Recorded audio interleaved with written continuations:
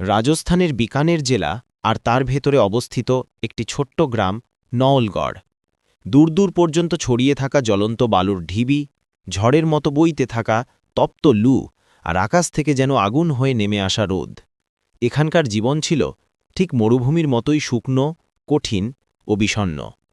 কুয়ো ও পুকুর সব শুকিয়ে গেছে, আর প্রতিটি ঘরে সবচেয়ে বড় সংগ্রাম ছিল পানি, যার জন্য গ্রাম ও চৌপালে প্রায়ই ঝগড়া লাগত কার ঘড়া আগে ভরবে, কে 2 লোটাই পানি পাবে, আর কার ভাগ্যে শুধু পিপাসাই থাকবে।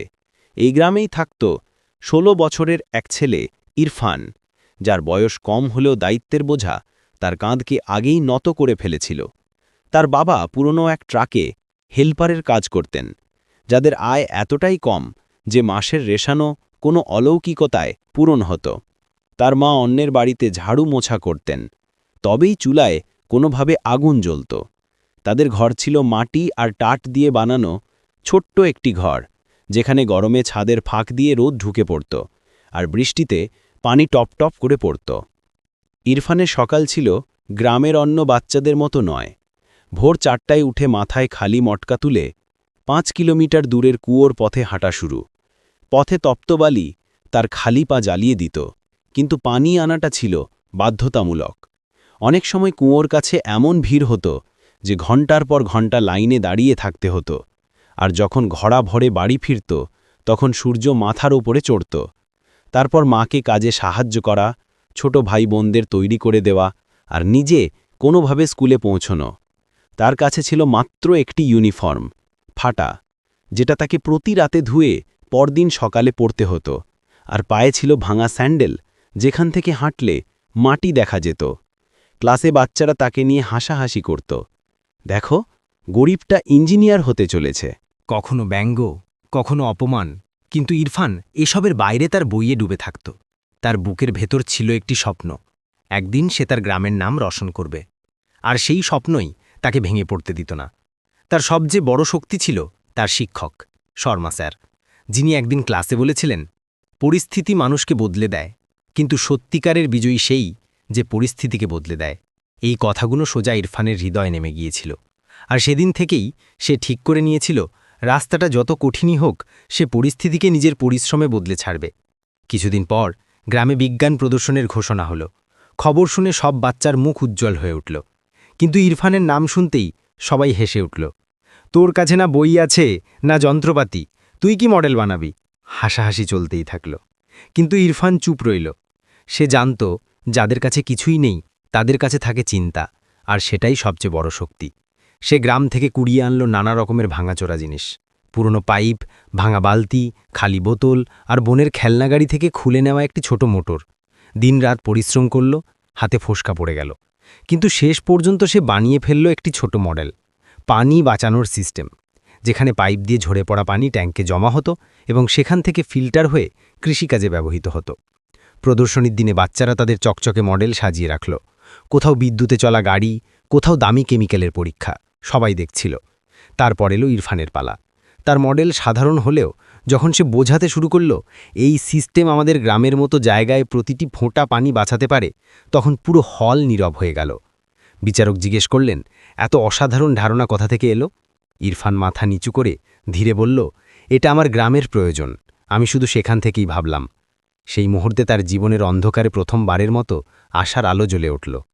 গ্রাম পর্যায়ে জেতার পর এবার শহরে স্কুলে ফাইনাল প্রতিযোগিতা, কিন্তু সেখানে যাওয়া সহজ ছিল না।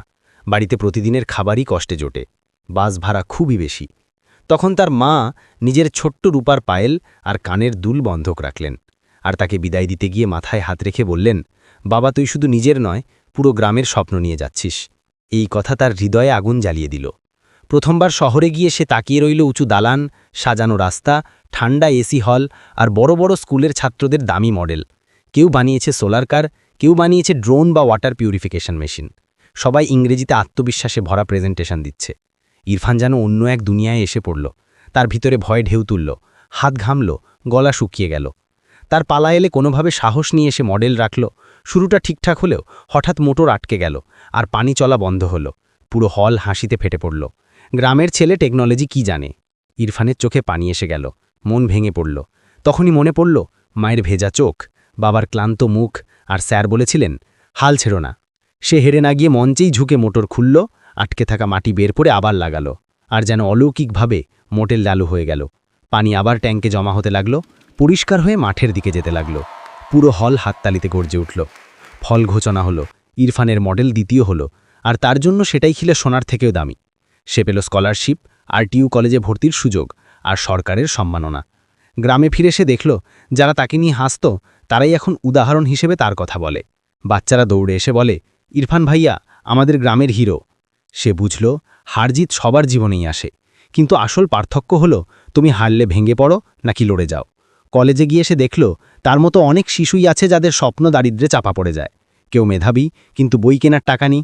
তখন সে ঠিক করল, সে শুধু নিজের জীবন নয়, অন্যদেরও বদলে দেবে। পড়াশুনোর পাশাপাশি সে গ্রামে ফ্রি বিজ্ঞান ও ইংরেজির ক্লাস শুরু করল। সন্ধ্যায় লালটেনের আলোয় সে বাচ্চাদের শেখাতো, স্বপ্নকে পরিস্থিতির চেয়ে বড় করতে হবে।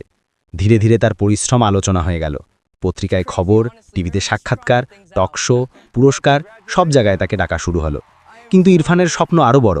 সে ঠিক করল অফিসার হবে, আর দিনরাত অধ্যবসায় শেষে সে সরকারি কর্মকর্তা হয়ে গেল।